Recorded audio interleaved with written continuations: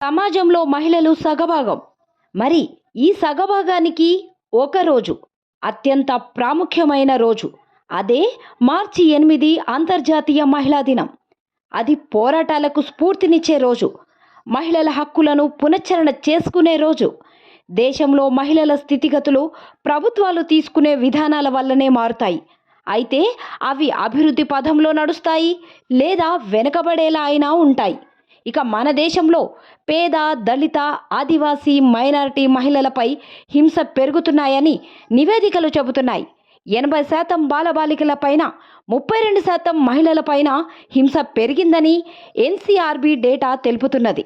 వారికి కోర్టులో న్యాయం అందని ద్రాక్ష పండే అని ఆయేషా మీరా, ప్రత్యూషల అత్యాచారం, హత్యలపై ఇటీవల తీర్పులు నిరూపిస్తున్నాయి.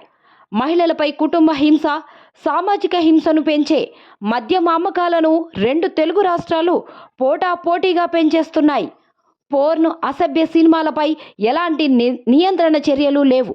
అందుకే 10 నిమిషాలకు ఒక అత్యాచారం జరుగుతున్నట్టు రిపోర్టులు తెలుపుతున్నాయి.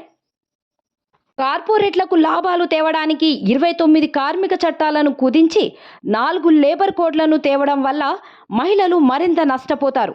మహిళలకు రక్షణ లేని స్థలాలలో వివిధ సమయాలలో పనిచేసే భారాన్ని కలిగిస్తున్నాయి. ఒకవేళ నిరాకరిస్తే ఇక మహిళలకు ఉద్యోగాలే ఊస్ట్. శ్రామిక మహిళలు సాధించుకున్న 8 గంటల పని దినంకు పాలకులు స్వస్తి పలుకుతున్నారు. ఇక 12 గంటలు మహిళలు పనిచేసినా, పురుషులు పనిచేసినా ఆ భారం మళ్ళీ స్త్రీల మీదే పడుతుంది. పితృస్వామ్య కుటుంబాలు ఇంటి పనులను పురుషులు పంచుకోవడానికి ఇంకా ఎదగలేదనే చెప్పవచ్చు. ఇది శ్రామిక మహిళలపై మరో బండరాయి అనే చెప్పవచ్చు. విబీజీ రామ్ జీ బిల్లు వ్యవసాయంలో 80% ఉన్న మహిళా వ్యవసాయ కూలీలకు ఇది మరణ శాసనంగా మారింది. మహిళల ఆత్మగౌరవాన్ని, స్వయం ప్రతిపత్తిని దెబ్బకొట్టే విధంగా ఉంది. ఇవన్నీ కూడా మహిళలపై హింసను పెంచే ప్రభుత్వ విధానాలే. వీటిపై చర్చించడానికి సావిత్రిబాయి పూలే వర్ధంతి రోజున చైతన్య మహిళా సంఘం విశాఖపట్నంలో మార్చి 10, 2026న ఒక బహిరంగ సభను ఏర్పాటు చేసింది.